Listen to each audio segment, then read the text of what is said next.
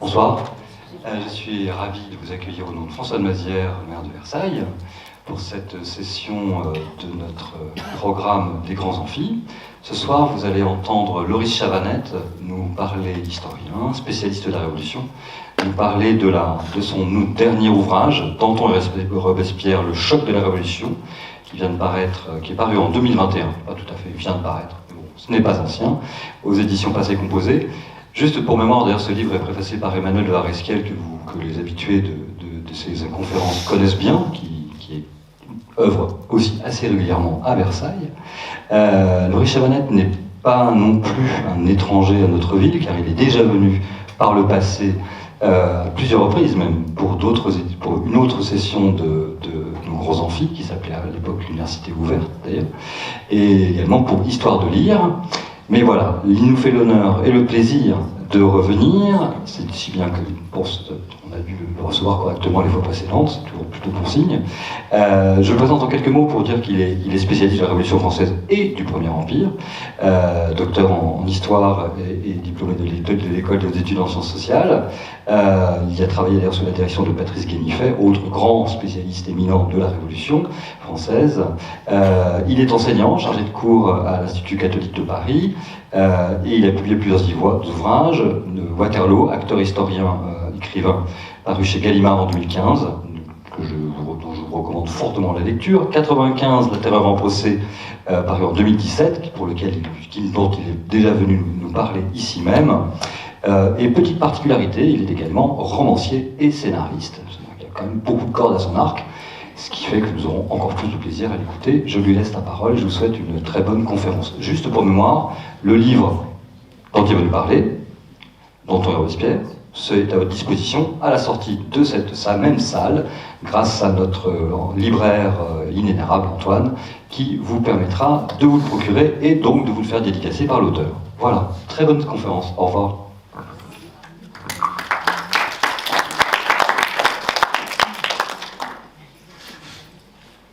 Je vous remercie, préfacier, ainsi que vous tous et toutes qui y êtes présents, aujourd'hui pour cette conférence d'une heure, en théorie, sur Danton et Robespierre, le choc de la Révolution. Alors, en même temps que je remercie mon aimable préfacier du jour, non pas Emmanuel de Varesquiel, mais M. Guilbert, j'en profite pour remercier M. le maire de Versailles, Mazières, ainsi que Madame Palacio et Madame Portelli, qui m'ont fait la bonté de me refaire confiance.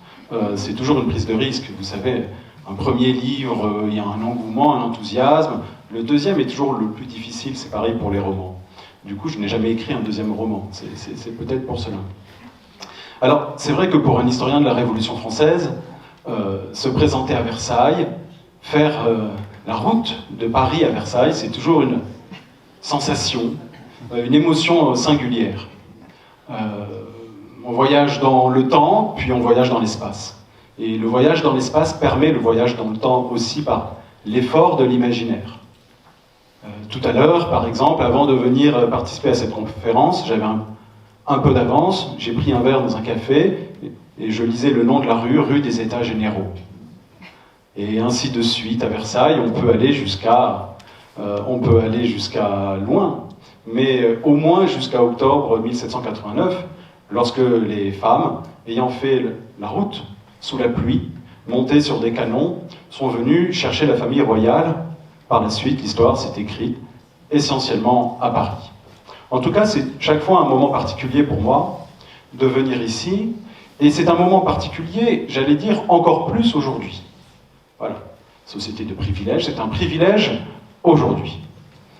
C'est un privilège parce que, comme vous le savez peut-être, ou du moins j'ai le plaisir de vous l'apprendre, hier, à Versailles, une vente aux enchères a fait pousser des cris d'orfraie à la société française et surtout à la communauté des historiens.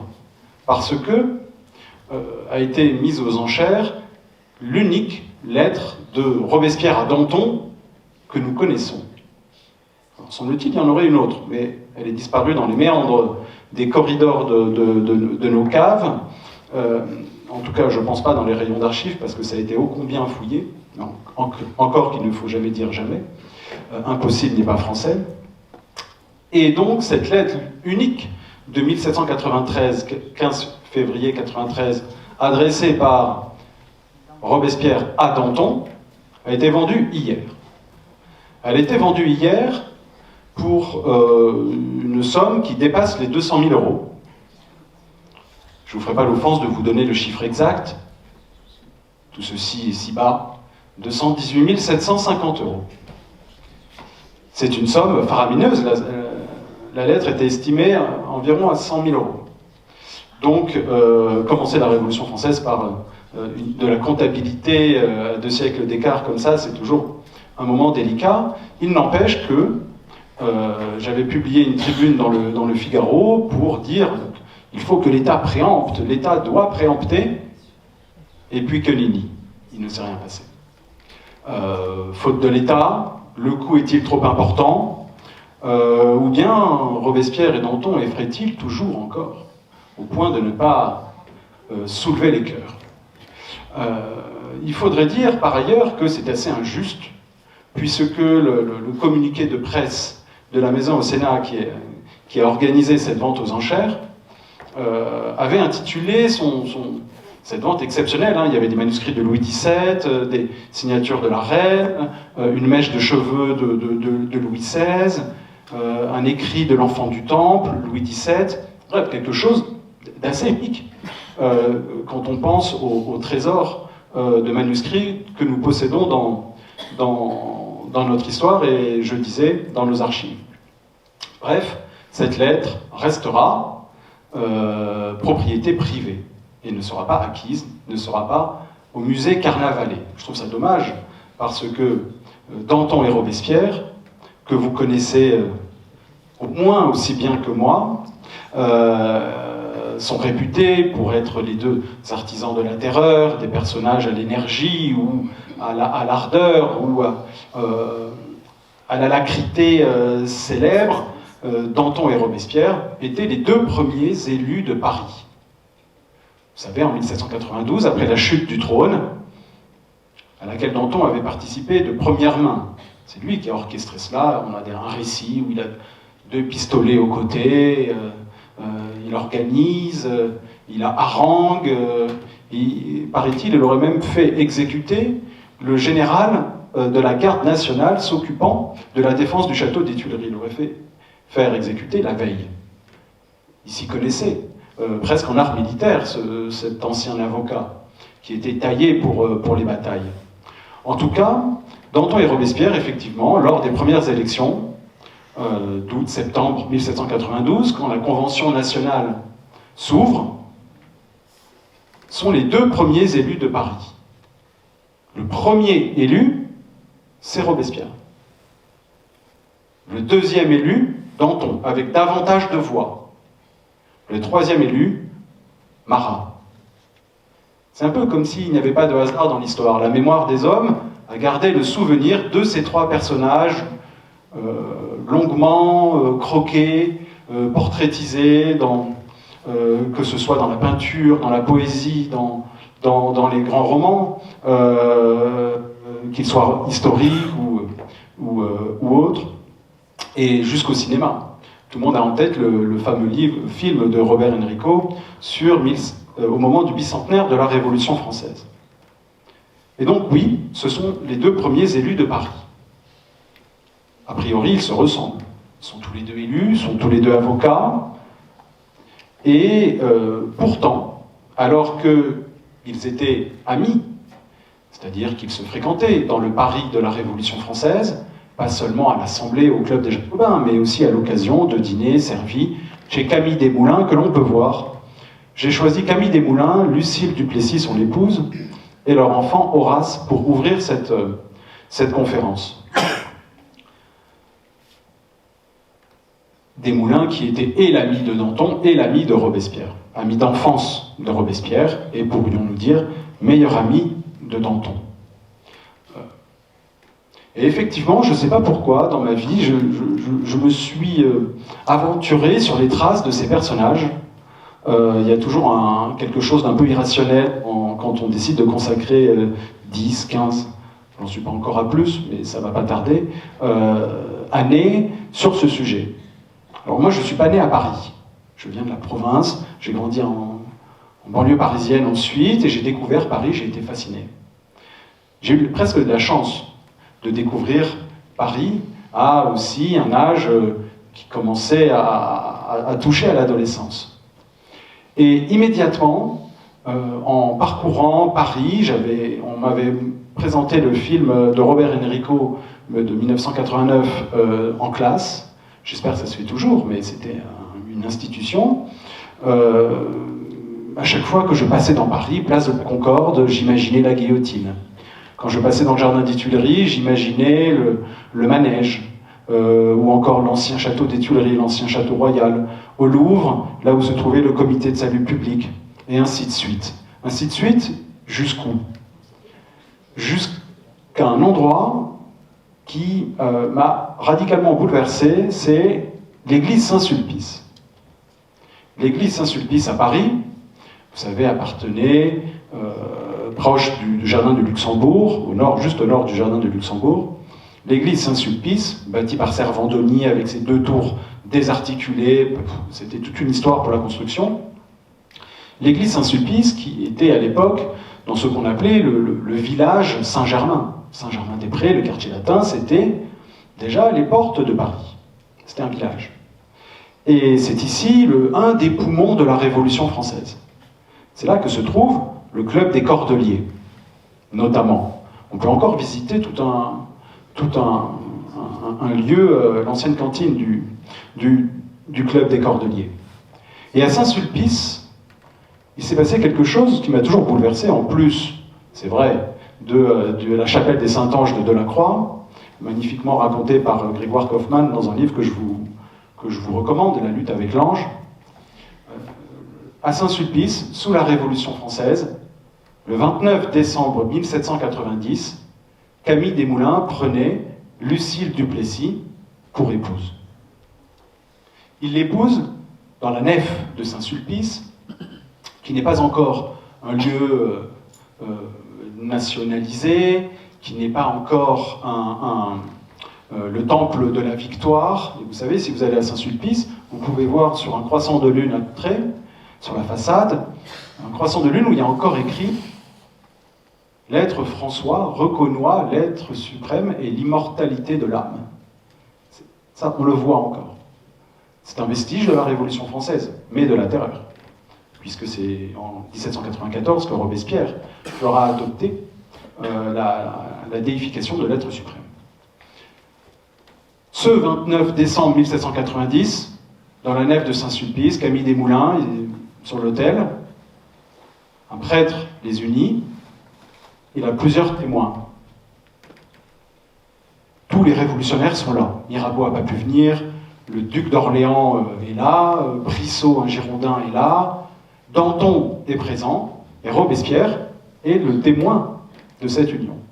Et au moment de se marier, au moment de prononcer leurs vœux, la légende raconte que Robespierre aurait dit à Camille Desmoulins qui pleurait de joie « Ne pleure pas, hypocrite ». Camille Desmoulins, cette image en rend compte, est un homme de loi, un homme de lettres, sans doute la plus belle plume de la Révolution française avec André Chénier. Et Camille Desmoulins court des jours heureux sous la Révolution française, depuis qu'il s'est uni avec la belle Lucile. Alors, vous savez, Lucile, elle joue au piano, c'est une femme de la haute bourgeoisie parisienne, elle tient un journal dans lequel elle raconte toute son histoire, au jour le jour, fascinant. Et par ailleurs, au début, Camille Desmoulins, il tentait de séduire la mère. Il a fait comme Molière. Il a essayé d'abord d'avoir la mère lors d'une promenade au jardin de Luxembourg. Il lui donnait des rendez-vous galants. L'époux n'était pas content, il refusait de lui donner la main de sa femme, c'est sûr. Pareillement, au début, il refuse de lui donner la main de sa fille. Et puis finalement, on ne sépare pas un destin. Et ces deux-là vont monter à quelques jours d'écart sur l'échafaud. Ainsi que Robespierre, Danton et la plupart des convives dans la nef de Saint-Sulpice. Ce lieu de vie, de spiritualité, est en réalité un sarcophage qui réunit déjà tous ces révolutionnaires, parce que, vous savez ce que disait Danton, il avait une formule dont je me souviens, il disait « il faut vite finir la Révolution française, ceux qui la poursuivent trop ne sont pas ceux qui en profitent ». C'est ça la modération peut-être, c'est vouloir aussi profiter de la vie. Et c'est pour cela qu'aujourd'hui, j'ai décidé d'organiser cette conférence. J'ai changé radicalement tous mes plans pour vous parler du mythe de la relation entre vie publique et vie privée sous la Révolution française. Est-ce que les deux s'opposent? Est-ce que les deux s'imbriquent? Est-ce que l'une influe sur l'autre? La question est importante. Et on aura l'occasion d'y revenir aujourd'hui. Je dis cela notamment parce que la fameuse lettre de Robespierre à Danton du 15 février 1793, tatouez-vous cette date, ou non, à l'encre effaçable sinon, Robespierre exprime son affection absolue à l'égard de Danton. Il lui dit « je t'aime, aujourd'hui je suis toi-même ». Il lui passe ses condoléances parce que Danton vient de perdre son épouse Gabrielle, dont il était extraordinairement amoureux. On en dira un mot peut-être tout à l'heure. Et donc, c'est une lettre d'amour, en tout cas d'amour, d'amitié qui frise l'amour. Un amour, je pense, platonique, c'est certain. Robespierre, il dévoile ses sentiments, sa compassion. C'est très rousseauiste, vous savez, l'amitié chez Rousseau, la nature unit les êtres vertueux, c'est quelque chose de très puissant. Robespierre a beaucoup lu toute la littérature rousseauiste, il avait un cœur romantique au début, et puis ça a viré autrement. Et donc c'est une lettre d'amitié. Et donc je me suis interrogé, pour vous parler d'amitié aujourd'hui, quel était le meilleur voyage pour ouvrir cette conférence? Je me suis souvenu, quelque chose qui va peut-être vous surprendre, du discours qu'avait prononcé Audrey Hepburn en 1981, quelques années après que Cary Grant ait reçu un Oscar pour sa carrière.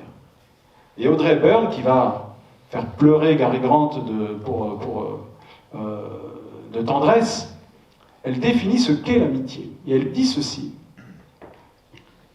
Qu'est-ce que l'amitié sinon une volonté de donner? Donner du rire là où il y a des larmes, du réconfort quand il y a des peurs. Quand vous êtes triste et que vous pleurez, cela vous fait rire. Quand vous avez peur, cela vous met à l'aise. L'amitié, c'est ajouter de la vitalité à la vie.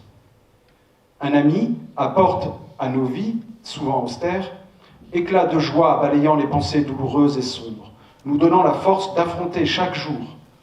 Et nous savons qu'il sera là pour nous aider à supporter nos soulagements comme s'il s'agissait d'une pièce de théâtre.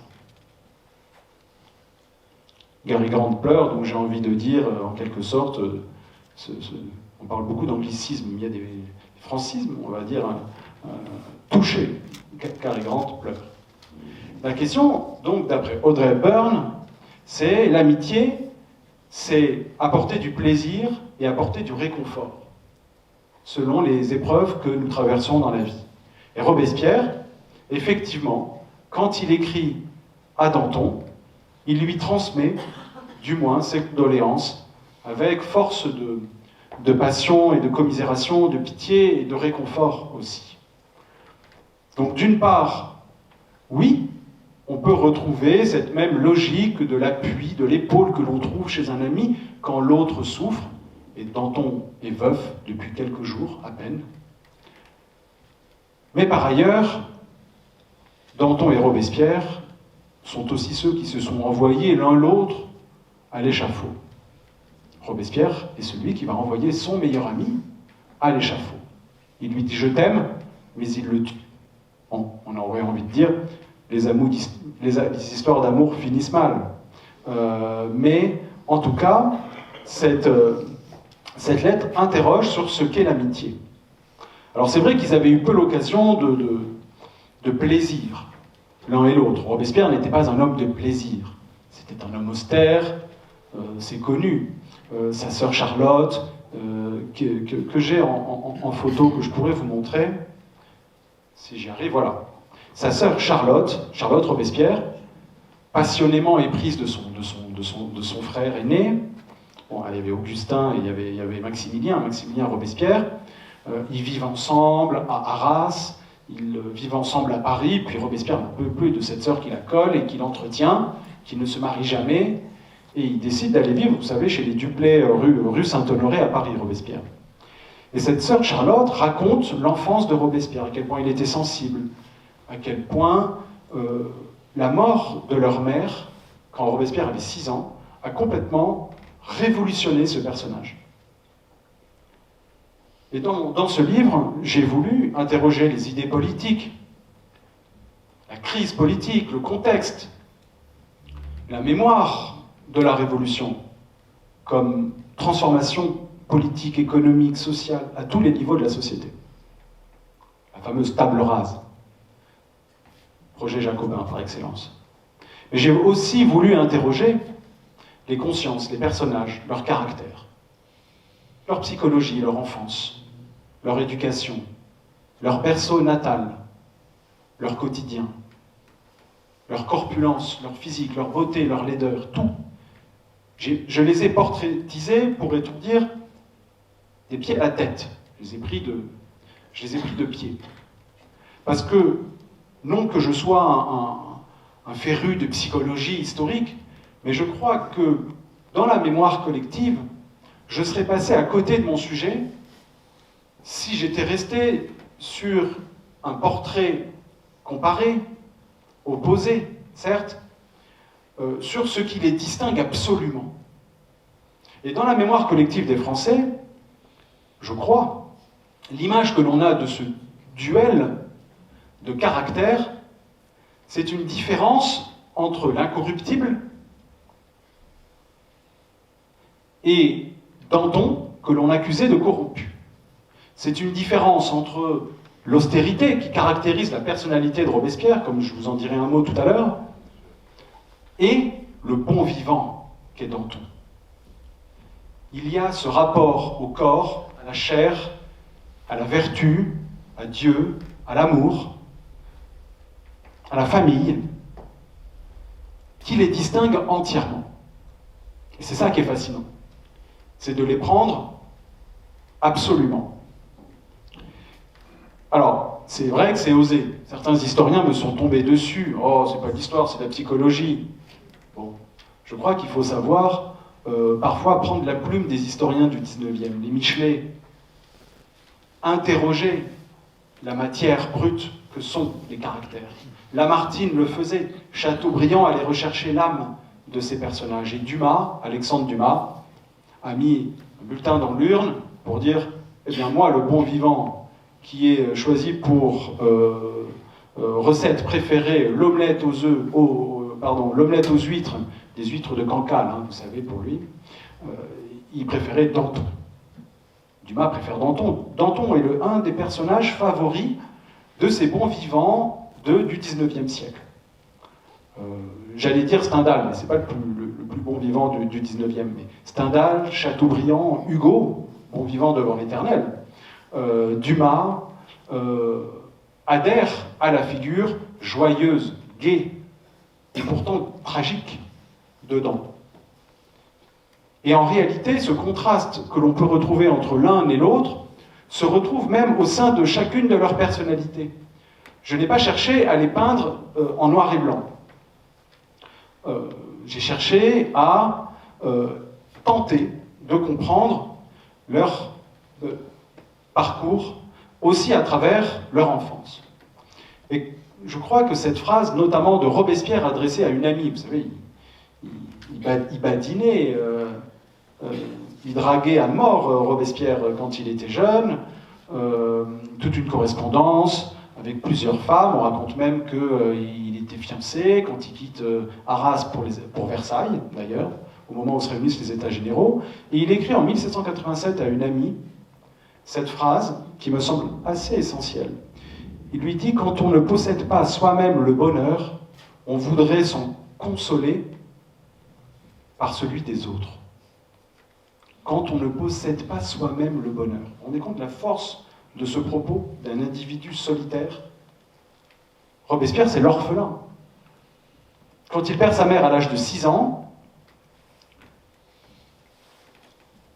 mettant en couche un enfant mort-né, Robespierre, à 6 ans donc, à Arras, et voit sa mère décédée, son frère ou sœur, je ne sais plus, potentiel, disparaître, et son père abandonner le foyer familial parce qu'il prend la fuite. C'est-à-dire qu'il perd coup sur coup son père, sa mère, un potentiel frère, et en 1769, il a 12 ans, quand il est envoyé à Louis-le-Grand en pension au collège royal sur la montagne Sainte-Geneviève, le fameux collège Louis-le-Grand. Il va y rester 12 ans. Ça fait beaucoup. Il faut interroger cela. Il faut essayer de comprendre. D'ailleurs, c'est à Louis-le-Grand qu'il fait la connaissance de Camille Desmoulins, bègue, et de 2 années plus jeune que lui. À l'inverse, il sera un excellent écolier Robespierre, plus d'un titre, il aura des bourses. Bon, je ne développe pas ce point. À l'inverse, Danton, lui, perd son père quand il a 3 ans. C'est-à-dire qu'il n'a quasiment pas connu, en réalité. 6 ans, 3 ans, c'est pas pareil, je pense. Il perd son père à l'âge de 3 ans, sa mère le chérit, se remarie avec le sieur Ricordin, qui a beaucoup d'affection pour le jeune Jacques Danton. Et Danton va avoir une vie trépidante, une jeunesse dynamique à Troyes. Alors je suis allé fouiller Ercy-sur-Aube, le lieu où était sa maison. Bon, elle a explosé lors d'un bombardement allemand. De même, je suis allé à Troyes, marcher sur les traces de son ancien collège. Et alors que Robespierre est dans un collège royal en pension, un ancien collège de jésuites, donc ça rigolait pas à Louis-le-Grand. À l'inverse, Danton, lui, à Troyes, est dans une pension de famille. Il a des cours au collège la journée, mais il vit dans une pension de famille où il y a le culte du sport, on enseigne aussi les lumières, la philosophie.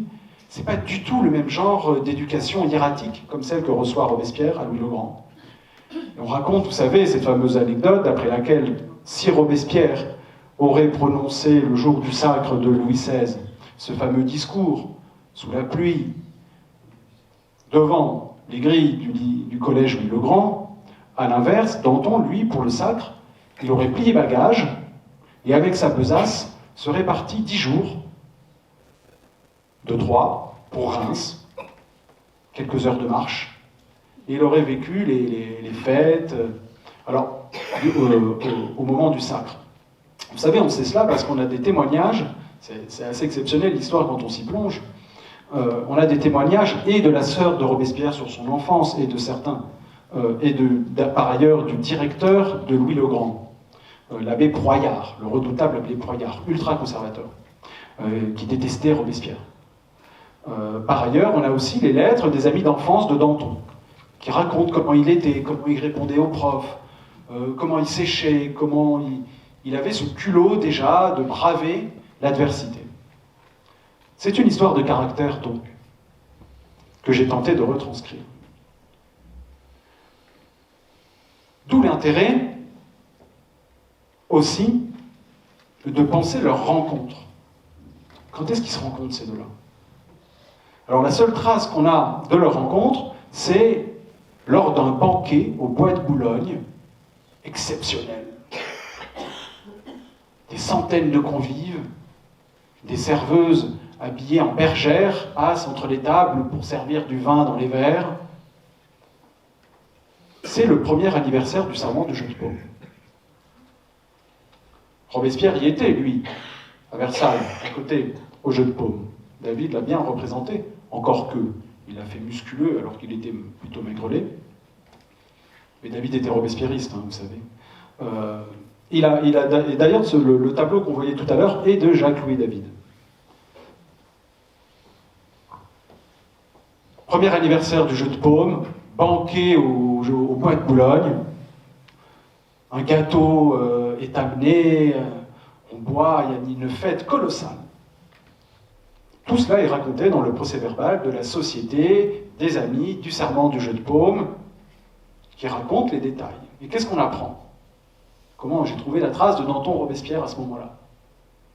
En lisant ce procès-verbal, on découvre que le premier dans toute l'Assemblée, sachant qu'il y a des centaines de députés, Robespierre est député.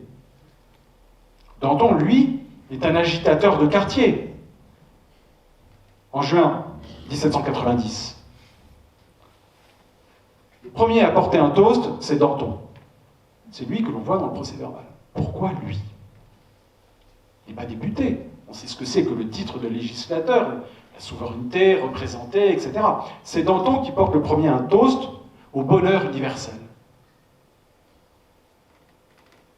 Le troisième à porter un toast, j'aimerais bien dire le deuxième, mais je suis obligé d'être honnête, alors on ne peut pas trafiquer les faits. Le troisième, c'est Robespierre. Il porte un toast à la liberté de la presse. Ça ne sera pas ça, ça ne sera pas sa marque de fabrique, si vous voulez. Même s'il a été journaliste, hein, Robespierre, il a créé un journal, il a beaucoup écrit, il a beaucoup milité, c'était un homme de plume. Première trace. Je dis Robespierre, homme de plume. Il se veut homme de lettres. Alors qu'il est avocat à Arras, il se veut homme de lettres, il écrit, il participe à des concours littéraires. Autant à Louis le Grand, il récoltait les prix de rhétorique, etc. Il finissait premier. C'est un peu le premier de la classe à Louis le Grand. Il était très proche d'un professeur d'histoire romaine. Bon. Autant pour les concours de prix littéraires des académies de province, c'est la lettre, vous savez, de refus d'éditeur. Nous avons bien reçu, nous vous remercions, passez plus tard. Robespierre se veut homme de lettres, intellectuel. À un moment, il essaie d'entrer en correspondance avec Benjamin Franklin sur toute une affaire d'avocat. Bon, bref. C'est un intellectuel. Il se veut philosophe. Il se pique de poésie même. Il écrit des petits poèmes. Il participe à une société littéraire à Arras, les Rosati. Ouais, c'est quelqu'un de verbeux. Il a toujours été comme ça. À l'inverse, Danton, lui, quand il arrive à Paris, sans avoir eu de prix ou quoi que ce soit, d'ailleurs, son diplôme d'avocat, il va l'acheter à Reims. Quand il arrive à Paris, Danton, en 1781, il a donc 20 ans à peu près, 20 et quelques années, qu'est-ce qu'il fait? Il se fait engager comme clerc dans un cabinet. Alors on a le récit, comment il s'est fait engager. Il paraît qu'on lui aurait dit, vas-y, écris ça, est-ce que tu sais le faire? Bon, c'est pas du tout ton truc, t'as une plume exécrable, tu vas aller faire le palais, c'est-à-dire aller chercher les clients au palais de justice.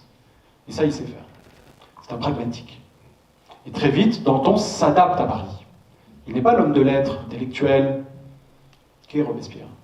Lui, il va être un homme d'affaires. Danton, c'est un homme d'affaires. Tant et si bien qu'il va épouser la fille du propriétaire d'un café de l'école, à côté du Pont-Neuf, rive droite à Paris, qui s'appelle Gabriel Charpentier, dont voici le portrait. Gabriel Charpentier, ici peinte par Jacques-Louis David. C'est pas mal quand même, David, il a fait des portraits de Robespierre, de Danton, de Gabriel Charpentier, de ce panel de révolutionnaires parisiens qu'il fréquentait. Et donc Gabriel Charpentier, qu'on voit ici, quelque peu potelé,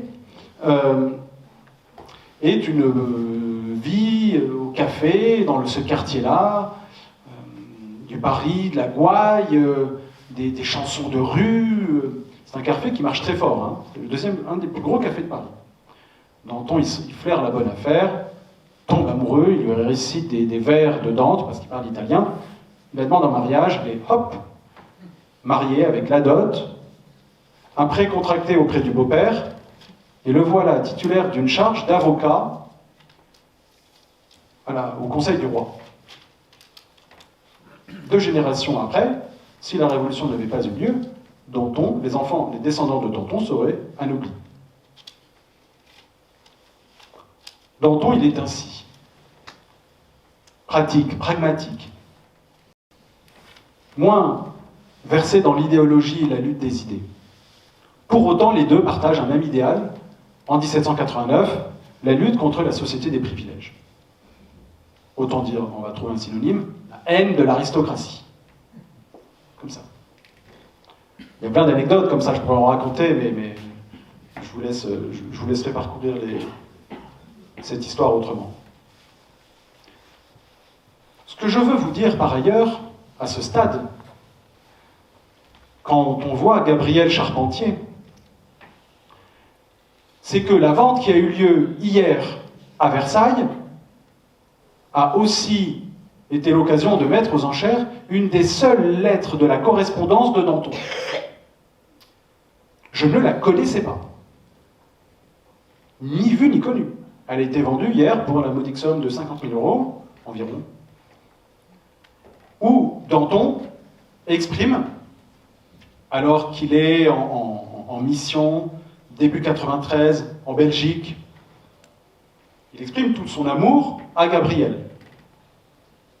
Embrasse-moi, écris-moi, embrasse notre enfant. Il venait d'avoir un autre enfant encore avec elle qu'il avait appelé Antoine.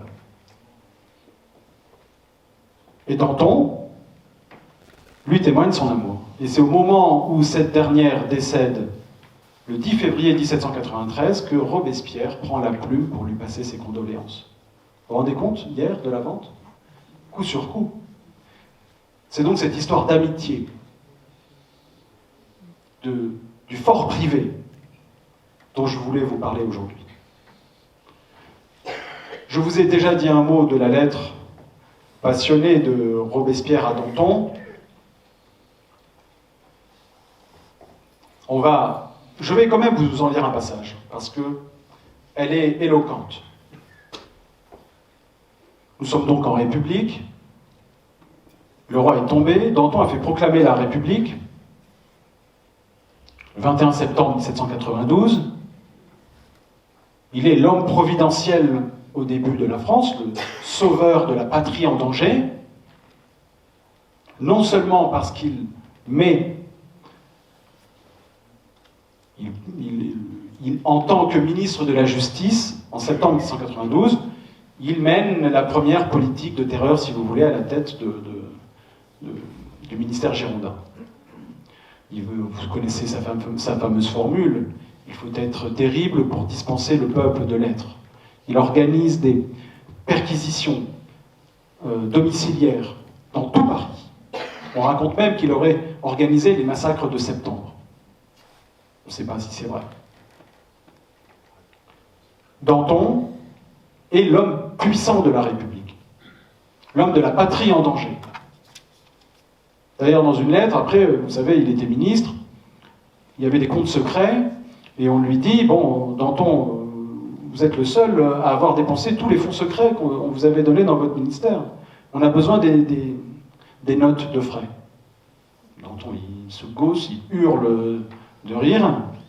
Il dit, mais vous croyez que quand on paie des généraux, des espions, etc., on a des notes? Je n'ai pas gardé quittance de mes dépenses. Il dit, je n'ai pas été seulement ministre de la Justice, j'ai aussi été l'adjuvant du ministre de la Guerre. C'est lui, l'homme charismatique de la République naissante. Mais il est accusé de corruption. Il est accusé de s'en mettre plein les poches, si vous voulez. Il a un train de vie qui d'un coup paraît de plus en plus excessif. Encore que, quand on sait que c'est un homme d'affaires, il a fait des investissements, il s'est marié avec, il a touché des héritages, et il a fait un mariage fructueux, on peut se dire qu'il n'était pas obligé de vivre sous les combles. Danton est donc suspecté à plusieurs reprises d'être corrompu. Ce sont les Girondins qui l'accusent. Danton a envie de prendre le large un peu. Il prend des missions en Belgique. Il organise la résistance à l'envahisseur. À ce moment-là, il écrit cette lettre à Gabriel. Et le 10 février, Gabriel meurt. Vous connaissez la suite peut-être. Danton arrive à Paris. Gabriel, chérie, où es-tu? Monsieur Danton, elle est morte il y a déjà quelques jours, elle est enterrée à tel cimetière. Danton prend avec lui un sculpteur, il va au cimetière, il fait ouvrir le caveau, il fait mouler le visage de son épouse pour demander à David de la peindre, et il l'embrasse. C'est un rapport au corps, un rapport à la chair, un rapport à l'amour, charnel, qu'a Danton avec la vie, en général. Vous savez, Barras aimait beaucoup cette anecdote d'après laquelle, quand il croisait Danton, Danton lui disait toujours « Allez, viens à la maison manger la poule au pot ». C'est un bon vivant. Et au moment où il perd son épouse, Robespierre lui écrit donc ceci. « Mon cher Danton, si dans les seuls malheurs qui puissent ébranler une âme telle que la tienne, la certitude d'avoir un ami tendre et dévoué peut t'offrir quelque consolation, je te la présente. Je t'aime plus que jamais, et jusqu'à la mort. Dans ce moment, je suis toi-même. Ne ferme point ton cœur aux accents de l'amitié, qui ressent toute ta peine. Pleurons ensemble, nos amis, et faisons bientôt ressentir les effets de notre douleur profonde aux tyrans qui sont les auteurs de nos malheurs publics et de nos malheurs privés. J'aurais déjà été te voir si je n'avais respecté les premiers moments de ta juste affliction. Embrasse ton ami, Robespierre. On a souvent présenté Danton et Robespierre comme un duel. J'ai aussi voulu les présenter comme un couple. Ils se ressemblaient en réalité à plus d'un titre. Ils avaient les mêmes amis, les mêmes ennemis, ils étaient avocats, élus de Paris, ils étaient républicains, les partisans de 1789, de l'égalité des droits. Mais c'est leur différence de caractère, en plus, bien sûr, de leurs idées politiques, qui va les faire s'affronter. Les révolutions ne sont pas gaies. Celle de la Révolution française, encore moins. Vous connaissez cette phrase? La Révolution est comme Jupiter, et comme Saturne, elle dévore ses propres enfants. Tour à tour, les fantômes de la nef Saint-Sulpice disparaissent dans la tombe. Et encore dans la tombe, c'est trop gentil. Dans des tombes à ciel ouvert, des charniers, quand on jette les cadavres dans les différents cimetières de Paris. Il y en a encore un, debout, c'est le cimetière de Picpus, à côté de la place de la Nation. Il est bouleversant, il y a la tombe de Lafayette, et on sait qu'il y a encore un charnier avec des cadavres dedans, une fosse commune, avec le cadavre notamment de André Chénier, un des premiers romantiques français. Je vous ai parlé donc du duel de caractère, je pourrais en dire plus, je pense que cela suffit. Maintenant, on a envie d'un peu de bataille politique. Oui, j'ai donc dit qu'ils se ressemblaient, à certains titres. Mais c'est dans la lutte contre des ennemis qu'ils arrivent à se souder, l'un l'autre, dans la lutte. Formidable d'avoir des ennemis en commun. On s'unit dans l'adversité pour vaincre. Alors ils arrivent à vaincre, à un moment, la monarchie. Ils arrivent à vaincre ensuite, à un moment, les Girondins. Ils vont même faire une dernière fois cause commune contre les hébertistes. Début 94, l'année de leur mort. Qu'est-ce qui les différencie alors? C'est ce sur quoi se mettre d'accord. Un projet politique. Et à ce stade, il y a une différence absolument majeure entre Danton et Robespierre. Elle se trouve dans deux discours, et dans la manière de dire les discours. Le fond, la forme. Dans un discours, Robespierre explique qu'il y a deux peuples en France. Les bons d'un côté, les mauvais de l'autre. C'est une vision manichéenne, binaire. Cela a le mérite de simplifier, d'être radical. A l'inverse, Danton, lorsqu'il est élu à Paris, substitut du procureur de la commune, prononce un discours, je ne vais pas vous faire l'offense de le lire, je vais le paraphraser, dans lequel il explique qu'il y a trois peuples en France. Le premier, c'est les partisans de la Révolution. Bien, citoyens, poursuivez la lutte. Le deuxième, c'est les ennemis de la Révolution, il faut les exterminer. Mais il y a un troisième peuple. Ce sont les indifférents. Ceux qui n'ont pas encore fait peau neuve de la transformation radicale opérée par 1789. Ceux-là, il ne faut pas leur jeter la pierre, il faut les convaincre. Il faut les faire entrer dans le giron de la Révolution. Leur expliquer les conquêtes de 1789, l'abolition des privilèges, les avantages de la séparation des pouvoirs, la liberté de la presse de circuler, l'égalité devant l'impôt. Un retour à l'ancien régime serait calamiteux pour ces gens-là. Ce sont sans doute aussi beaucoup des gens des campagnes, des paysans très attachés au culte catholique, parfois réfractaires à l'ardeur, voire aux violences de la Révolution. Danton dit qu'il faut les comprendre, il faut les convaincre. Ce sont deux manières de faire de la politique différentes, l'un et l'autre. Voilà pour le fond. Je pourrais donner d'autres exemples. Ensuite, sur la forme, j'ai découvert quelque chose d'assez énigmatique du point de vue de la rhétorique de l'un et l'autre. Danton commence toujours ses discours en étant terrible. Il faut être terrible. Mais c'est pour éviter au peuple de l'être. L'ouverture est radicale, la conclusion est souvent modérée. Pourquoi? Parce qu'en réalité, au début, il affirme sa légitimité de tribun révolutionnaire, orateur radical des Cordeliers et des Jacobins. Moi, Danton. Et ensuite, il apaise, il tempère, il modère, il cherche des compromis. À l'inverse, Robespierre commence toujours ses discours par ce miel par lequel il rappelle ses sacrifices pour la révolution généreuse, la fraternité de l'humanité. Nous sommes tous des frères, nous devons nous unir. Et puis, ensuite, il frappe. Et il frappe fort, il tranche.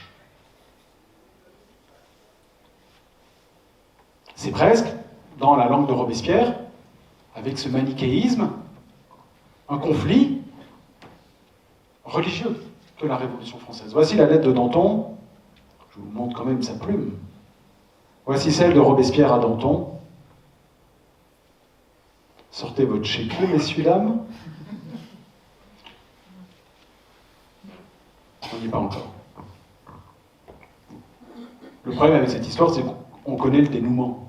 Alors, il faut être un peu comme les Sophocle et Euripide, il faut faire traîner l'intrigue. Vous savez, la malédiction des Atrides, c'est En réalité, les héros ont beau lutter éternellement contre leur destin, mais les dieux ont prononcé. Il n'y a pas d'issue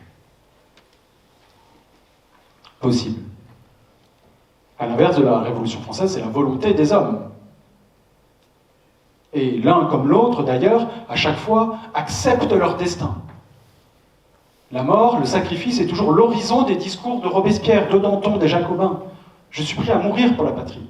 Ce n'est pas un problème, la mort. Ce qui compte, c'est le jugement de l'histoire, la postérité. Et on pourra se poser la question de savoir qui a gagné, entre l'un et l'autre.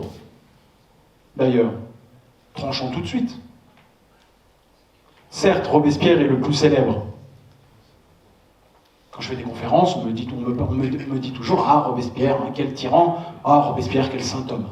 Il y a toujours ce jugement binaire. Danton, ah oui, il intéresse moins. Peut-être que le fait de... Il y a 3 peuples en France où il y en a 2, c'est plus intéressant d'étudier celui qui dit qu'il y en a 2. La radicalité excite, en quelque sorte. Excite le zèle, hein, bien sûr, de chacun de nous. Voici donc la différence entre Danton et Robespierre du point de vue des idées politiques, sur le fond, sur la forme. J'aimerais donner un autre exemple, il y en a plusieurs, mais j'aimerais donner un autre exemple relativement à l'éducation. Il y a peu de fois où Danton et Robespierre sont en désaccord à la tribune. Souvent même, je vous l'ai dit, ils font cause commune, etc. Ils se défendent l'un l'autre. Danton dit un moment en parlant de Robespierre, « Ah oui, il est excessif, mais c'est le despotisme de la raison, Robespierre. Le despotisme de la raison. » Il dit du mal, il dit du bien. Enfin, c'est quand même le despotisme, quand même. Robespierre, plus d'une fois, défend Danton à la tribune, au club des Jacobins. Il y a entente jusqu'à la rupture. Je donnais donc cet exemple de l'éducation. Dans l'éducation, vous savez, la Révolution a complètement transformé l'État, la société, à tous les niveaux, et le projet de Lepelletier de Saint-Fargeau, qui a été assassiné au Palais Royal parce qu'il était régicide, tous les deux étaient régicides d'ailleurs, on en conviendra que c'est effectivement connu, et tous les deux, donc Lepelletier de Saint-Fargeau a un projet radical pour que les enfants soient éduqués, arrachés à leurs parents et éduqués dans des maisons communes. Ah, aujourd'hui, on parle de service militaire pendant 12 jours ou d'uniforme à l'école, ça rigolait pas à l'époque, hein. C'est Sparte. Que propose Lepelletier de Saint-Fargeau? Lepelletier de Saint-Fargeau meurt, Robespierre propose que les enfants soient arrachés à leurs parents de tel âge à tel âge et que ce soit une éducation commune, de force. Dont on prend la parole, ensuite.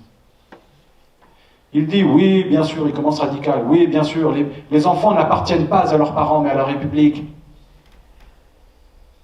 Mais, toujours le mais que je vous explique, mais les parents doivent avoir le choix d'envoyer leurs enfants ou pas dans une maison commune.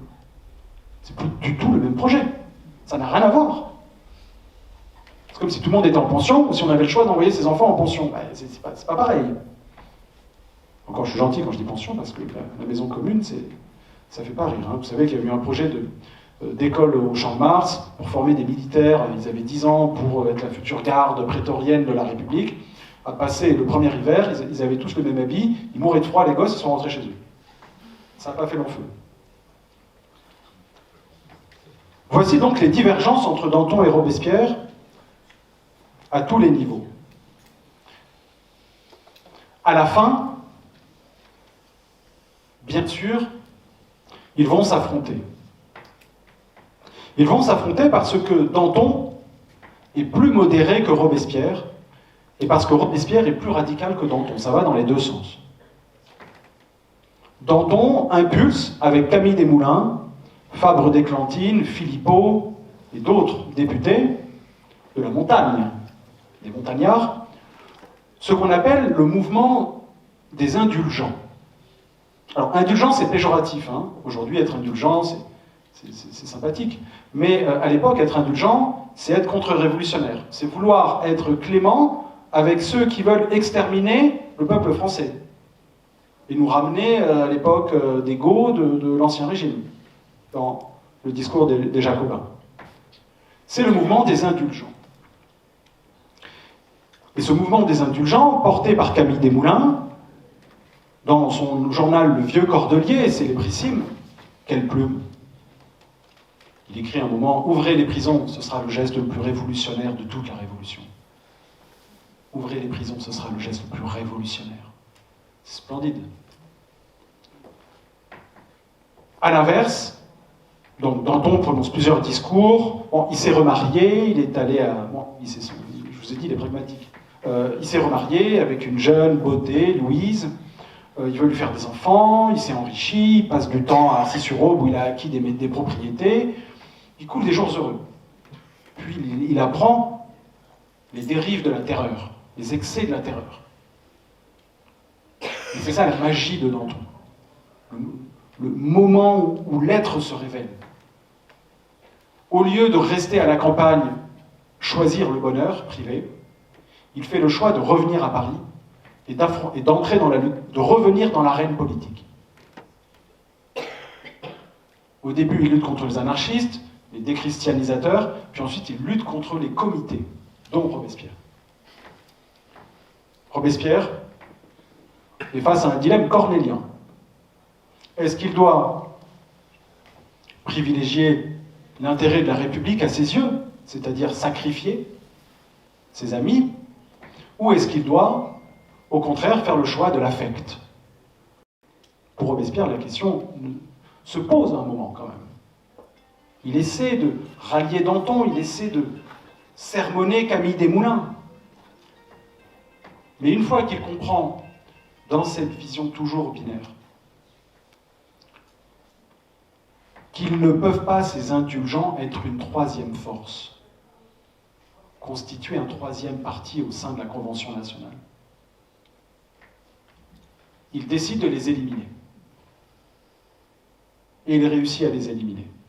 Après un procès qui est sans doute le passage dans le livre où j'ai fait le plus de découvertes, enfin des choses essentielles du point de vue historiographique. Et Robespierre, après Danton, monte sur l'échafaud à son tour. Vous savez, la guillotine avait été déplacée. Danton, Desmoulins, monte sur la guillotine, sur l'échafaud, en avril 1794, place de la Révolution. Et puis, c'est seulement... Ensuite, la guillotine est déplacée, place de la Nation, qu'on appelait la place du trône renversé, déplacée place de la Bastille, place de la République, parce qu'il y avait trop de sang qui coulait, place de la Révolution. Puis, pour l'exécution de Robespierre, on le fait revenir. Il meurt là où est mort Danton, le 10 Thermidor, le 28 juillet 1794. Et pour terminer cette conférence, je vais la terminer immédiatement d'ailleurs, je voudrais vous livrer à travers je vais quand même vous montrer les portraits. Danton dessiné à l'orange sanguine par un certain De Wil, allant à l'échafaud. Robespierre bâillonné, dessiné par David. Même jusque dans leur mort, ils sont différents. Et en réalité, pour conclure, je voudrais vous faire ça me fait plaisir, voilà, c'est pour moi le privilège, c'est de vous citer ce passage qui constituait la conclusion de mon livre et que j'ai retiré, d'accord avec mon éditeur. Il s'agit d'une poésie, d'un poème, qu'un certain Montjourdin avait composé en prison sous la Terreur. Il est innocent, c'est un soldat innocent, il est envoyé là comme plein d'autres, on ne sait pas pourquoi. Il est amoureux et il écrit ses vers au seuil de la mort qui sont passés. Et ces vers étaient une chanson que l'on déclamait dans les cachots de la Terreur. Vous savez, l'étude des prisons sous la Terreur, c'est fascinant. Il y a toute une vie, il y a des amourettes même, et il y a du courage. Et il y a même de la beauté. Et voilà ce qu'écrit Montjourdin. L'heure avance où je vais mourir, l'heure sonne, et la mort m'appelle. Je n'ai point de lâche désir, je ne fuirai point devant elle. Je meurs plein de foi, plein d'honneur, mais je laisse ma douce amie dans le veuvage et la douleur. Ah, je dois regretter la vie. Demain, mes yeux inanimés ne s'ouvriront plus sur ces charmes. Tes beaux yeux à l'amour formé, demain seront noyés de larmes. La mort glacera cette main qui m'unit à ma douce amie. Je ne vivrai plus sur son sein. Ah, je dois regretter la vie. Si 10 ans j'ai fait ton bonheur, garde de briser mon ouvrage, donne un moment à la douleur, consacre au plaisir ton bel âge. Qu'un heureux époux, à son tour, vienne rendre à ma douce amie des jours de paix, des nuits d'amour. Je ne regrette plus la vie. Je vais vous quitter pour jamais. Adieu, plaisir, joyeuse vie, propos libertins et vins frais, qu'avec quelques peines j'oublie. Mais j'ai mon passeport demain, je prends la voiture publique. Je vais porter mon front serein sous la faux de la République. Mes tristes et chers compagnons, ne pleurez point mon infortune. C'est dans le siècle où nous vivons une misère trop commune. Dans vos gaietés, dans vos ébats, criant, buvant, faisant tempête, mes amis, ne m'avez-vous pas fait quelquefois perdre la tête? Quand au milieu de tout Paris, par un ordre de la patrie, on me roule à travers les rires d'une multitude étourdie. Qui croit que de sa liberté, ma mort assure la conquête? Qu'est-ce autre chose en vérité qu'une foule qui perd la tête? Et Montjourdin monte sur l'échafaud, abandonnant son amour. Camille Desmoulins, Danton ont fait de même. Robespierre, lui, a laissé uniquement sa sœur, pourrions-nous dire veuve, de lui. Si Danton a sa statue place de l'Odéon, et même si certains insistent pour que Robespierre ait la sienne, je pense que c'est pas demain la veille. Je vous souhaite une bonne soirée et réponds volontiers à vos questions. Merci, Monsieur Chavanel, pour cette conférence. Si vous avez des questions, messieurs, dames, n'hésitez pas. Je passe avec le micro pour vous passer le micro. Sinon, nous retrouvons Monsieur Chavanel pour une séance vente dédicace à la fin de la conférence dans le hall de l'auditorium. Merci.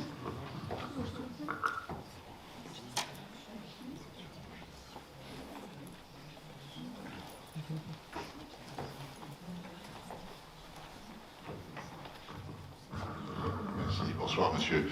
Une Bonsoir. petite question. Vous avez dit que Danton était entré au Conseil du Roi. Ma question d'ignorant, qu'est-ce que le Conseil du Roi?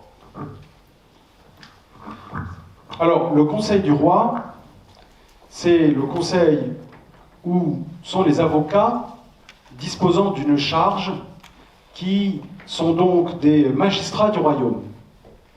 Ce n'est pas le Conseil du Roi, son gouvernement, son ministère, comme ce qu'on appelait la Curia Regis à l'époque de l'Ancien Régime, c'est-à-dire le cercle de conseillers de Sa Majesté.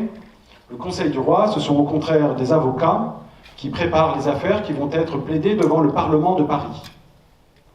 Danton a acquis cette charge grâce à une dot, grâce à un prêt, et d'ailleurs c'est là où il avait été, où il avait travaillé comme clerc de notaire, clerc d'avocat, qu'ensuite il prend la succession en fait de la personne chez qui il travaillait en achetant cette charge.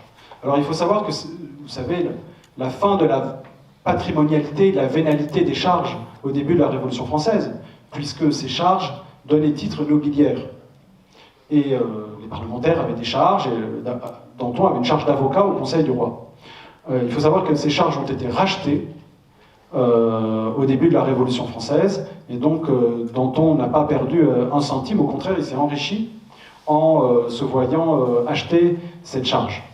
Alors on a des documents démontrant ses premières affaires, notamment un berger ou encore une autre histoire. Bon, Danton n'était pas un avocat prolixe en affaires, c'était pas très rémunérateur, encore que cela lui suffisait pour mener bon train. Robespierre, à l'inverse, est un avocat qui a des affaires relativement importantes, mais qui, lui, ne cherche pas à s'enrichir. Danton trouve d'autres moyens de s'enrichir. Ce qu'on pourrait citer comme exemple, c'est que dans l'affaire de Danton, lance sa petite entreprise, il a pour assistant un certain Fabre d'Églantine, qu'il va ensuite, quand il est ministre de la Justice, prendre sous son aile et qui va monter sur l'échafaud avec lui. De même, il y en a un autre qui est sous ses ordres, mais vraiment un subalterne, c'est un certain Billaud Varenne. Et Billaud Varenne, c'est lui qui orchestre en 1794, qui demande le plus la tête de Danton. C'est une histoire d'amis et de relations privées qui s'affrontent la Révolution. Alors, je ne peux pas m'empêcher de penser à Fabre d'Églantine et à sa mort sur l'échafaud. Vous savez, Fabre d'Églantine, on l'appelait d'Églantine parce qu'il venait du midi de la France, il avait gagné un concours de comédie à Carcassonne. Moi, je suis de Montpellier, mais je ne prends l'accent que quand je suis dans mon village natal. Et donc, il avait le droit d'accrocher une églantine à son manteau, qui était le prix du lauréat. Et Fabre d'Églantine, au moment de monter sur l'échafaud, essaie d'embrasser Danton. Le bourreau les sépare. Danton répond « Tu n'empêcheras pas nos têtes de se baiser dans le panier. » Voilà Danton au pied de l'échafaud. Fabre d'Églantine n'est pas si mal non plus. Il pleure parce qu'il a laissé un manuscrit d'un poème dans son bureau, chez lui, et il était très beau, hein, Hérault de Séchelles de Fabre d'Églantine était de grande beauté. Hérault de Séchelles, c'était le petit chouchou de Marie-Antoinette. Et Fabre d'Églantine donc pleure en sachant qu'il perd ce manuscrit qu'il avait abandonné chez lui et qui va partir alors qu'il aurait pu gagner la postérité littéraire. Il se dit, mais c'est ce que j'ai fait de plus beau, ça va disparaître. Et Danton lui répond, ah, t'en fais pas, va, dans quelques heures, toi et moi, on va tous faire des vers. Ah, c'est vaincre la mort par l'ironie. C'est vaincre la mort par l'ironie. Il y a plein d'anecdotes comme ça, rapportées soit par différents, soit par Samson le bourreau, soit par Barras. Barras, qui est, vous savez, le roi du Directoire, un personnage important, un bon vivant, qui va placer Napoléon un peu partout, qui va même lui présenter Joséphine, certes, après l'avoir quelque peu connue. Barras raconte que sur l'échafaud, Danton aurait eu une autre parole à part celle que je vous livre. Tu montreras ma tête, elle en vaut la peine. Il faut dire, il avait reçu des coups de corne de taureau, il était balafré comme jamais, hein, avec la petite vérole, terrible. Et Barras raconte que Danton aurait rajouté quelque chose sur l'échafaud. Il aurait dit, il aurait eu un moment de silence et de peine, ce qu'on appelle une faiblesse avant de mourir. Il aurait pensé à son épouse et à sa famille. « Ah, je vous perds, mon enfant, ma femme, je vous perds. » Et il est abattu et il se dit « Allez, courage !» Et il y va. Pareillement, Camille Desmoulins, marchant à l'échafaud, est dans la charrette en train d'essayer de haranguer la foule. Vous savez, la charrette, elle passait par le palais de justice sur l'île de la Cité, elle rejoignait la rue Saint-Honoré et gagnait la place de la Révolution. Sur tout le trajet de la rue Saint-Honoré et place de la Révolution, c'est noir de monde. Tout le monde est là pour voir Danton, vous imaginez, c'est comme si on pouvait voir tous les jours les Beatles passer dans la rue, ce serait formidable. Pour eux, c'est à peu près l'équivalent. Et Camille Desmoulins se démène en essayant d'haranguer la foule en disant « Reconnaissez-moi, vous ne me reconnaissez pas, je suis l'homme de juillet 89, c'est moi qui ai appelé le premier à prendre la Bastille. Le premier de l'insurrection, le premier patriote. Et c'est moi que vous livrez au bourreau, mais c'est une honte, je dénonce la tyrannie. » Danton dénonce la tyrannie aussi. Puis Camille Desmoulins s'effondre, pleure. Il arrache sa veste, il pleure de rage. Il pleure de chagrin. Il a écrit une lettre à Lucile, son épouse, avant de mourir.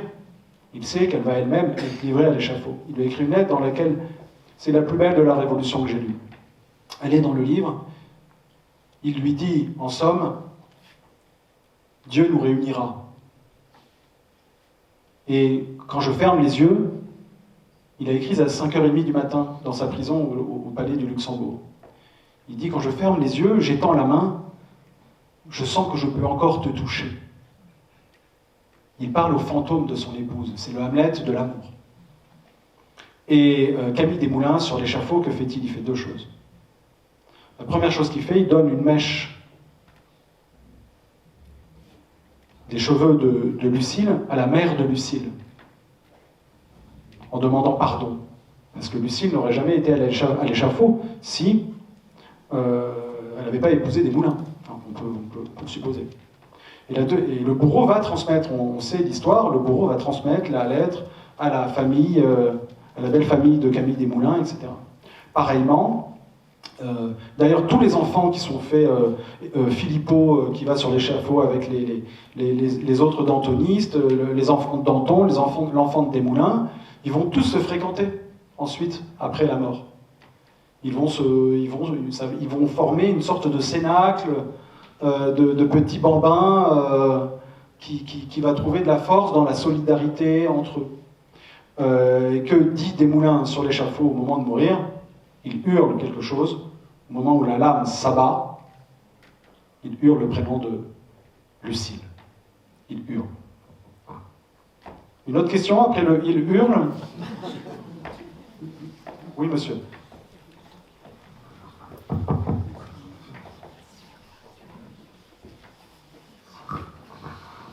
Oui, merci beaucoup pour votre intéressant exposé. Sur Danton, qui est éminemment plus sympathique, je trouve, que Robespierre, est-ce qu'il n'y a pas chez lui, mais vous l'avez bien expliqué, qui commençait ses discours très, très radicaux et qui finissait modérés, mais au fond, c'est lui, entre autres, qui a incité à créer le comité de salut public, dont il était victime après. Est-ce que chez lui, il n'y avait pas un petit peu de naïveté parfois? Comment vous interprétez ça? Alors, de la naïveté, c'est certain, de la fainéantise, encore plus. En réalité, vous avez raison, monsieur, Danton est le premier à proposer, non pas le comité de salut public précisément, mais un gouvernement d'exception, qui va être le gouvernement révolutionnaire adopté en octobre 93 à la demande de Saint-Just. Il est le premier à employer le mot de terreur. C'est lui qui va demander l'institution du tribunal révolutionnaire. Du moins, quand il le crée, ce n'est pas du tout le tribunal révolutionnaire qu'il deviendra, c'est le tribunal criminel exceptionnel, qui est un tribunal avec quelques il n'y a pas d'appel, etc. Les droits de la défense sont réduits, mais ce n'est pas le viatique pour l'échafaud comme ce le sera sous la terreur légale ou la grande terreur. Pour autant, il y a quelque chose d'absolument essentiel avec Danton, et je suis ravi de cette question. C'est que Danton est l'homme de la violence de circonstance. Lui, sa guerre, il la mène contre l'ennemi étranger. Il fait peu la guerre à l'ennemi intérieur. D'ailleurs, un exemple pour soutenir cette thèse, lorsque Danton et la République obtiennent les premières victoires importantes et que l'ennemi, l'envahisseur, est chassé du territoire de France, ou sur le point de l'être, après plusieurs victoires, Danton demande le premier la fin du décret de la patrie en danger. Très tôt, il a conscience de la dangerosité d'étendre un système d'exception s'il n'y a pas un danger de telle nature, proportionnellement. En réalité, Danton a compris quelque chose. Il a compris que, en réalité, il allait falloir très tôt terminer cette affaire de gouvernement révolutionnaire. Oui, il impulse au moment de la crise, et s'il y a naïveté de sa part, c'est la naïveté qu'il peut arrêter quelque chose qui est enclenché et qui est en rouleau compresseur. Parce que la rhétorique jacobine est si martelée par un personnel politique de plus en plus fanatisé, de plus en plus radical, le danger étant immense. Je n'ai pas parlé de la guerre, j'aurais pu davantage le faire, mais il faut savoir que la France est en guerre contre, je vous la fais courte, la Russie, non, tout sauf la Russie, l'Autriche, la Prusse, l'Espagne, l'Angleterre. Ça fait le tour quand même, on a envie de dire. On est cerné comme un point sur la Lune. En effet, Danton a cette idée de très tôt arrêter le bain de sang. Il a notamment cette formule quand il revient après ce voyage de noces à Arcis-sur-Aube. Il a cette formule assez frappante. Il dit « Il faut faire l'économie du sang des hommes ». Et cette phrase est répétée à plusieurs reprises. Il a une autre phrase au cours d'un discours quand il dit, elle n'est pas écrite mais je peux vous la paraphraser, il faut faire attention à ne pas inclure trop de monde dans la catégorie de contre-révolutionnaires. Il est pour faire des nuances dans la qualification des crimes.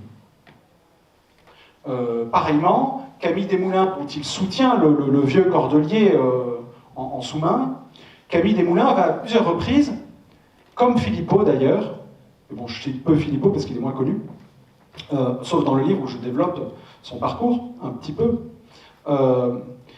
ils expliquent que entre la Révolution française, la République, qui fait naître une aube nouvelle pour l'histoire de l'humanité, ils expliquent qu'il y a filiation entre la Déclaration des droits de la République et le message des évangiles. La République doit être un Dieu d'amour. La phrase est répétée à plusieurs reprises par Philippot, qui parle vraiment de catéchisme républicain. Et donc, si la Révolution trahit ses origines, ses valeurs, ses idéaux, on ne pourra pas arrêter le mouvement. Et le mouvement sera lui-même décrédibilisé ensuite. Il perdra en popularité. À plusieurs reprises, Desmoulins-Danton explique que plus on élimine de citoyens suspects de crimes de contre-révolution, plus on fabrique des ennemis à la Révolution. Il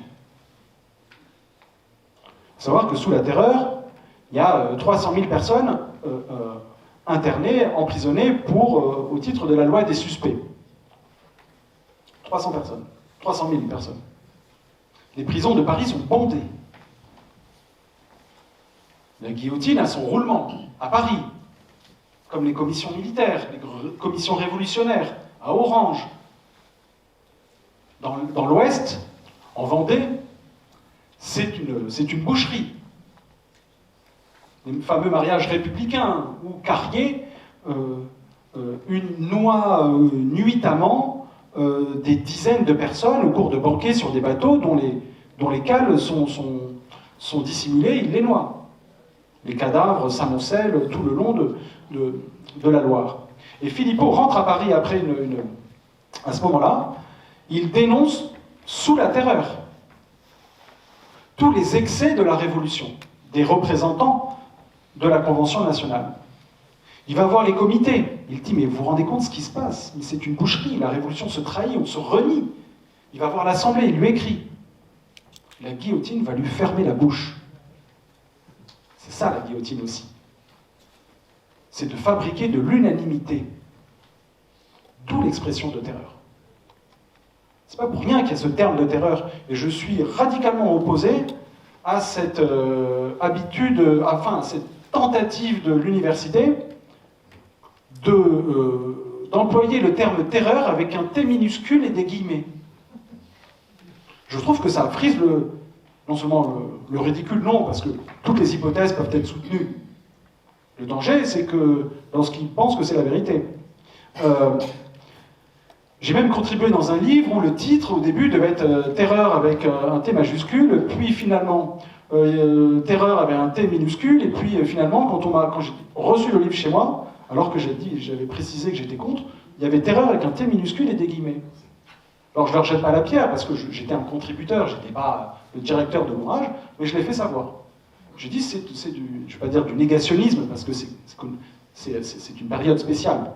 Je dis, c'est du relativisme historique. Parce que la terreur, que beaucoup définissent comme quelque chose d'inventé par les thermidoriens, je pense notamment aux travaux de Jean-Clément Martin, biographe de Robespierre s'il en est, en réalité, la terreur est quelque chose de vécu. C'est pour ça que les historiens doivent aussi interroger la vie quotidienne au temps de la Révolution, les individualités, et pas seulement la révolution à l'état gazeux des idées. Oui, les idées, mais l'histoire est aussi faite par les individus, victimes, comme bourreaux. S'il n'y a pas d'autres questions, merci. Merci beaucoup à vous. Merci M. Chavanel. On vous retrouve à la sortie de l'auditorium pour une séance vente dédicace. Merci messieurs dames.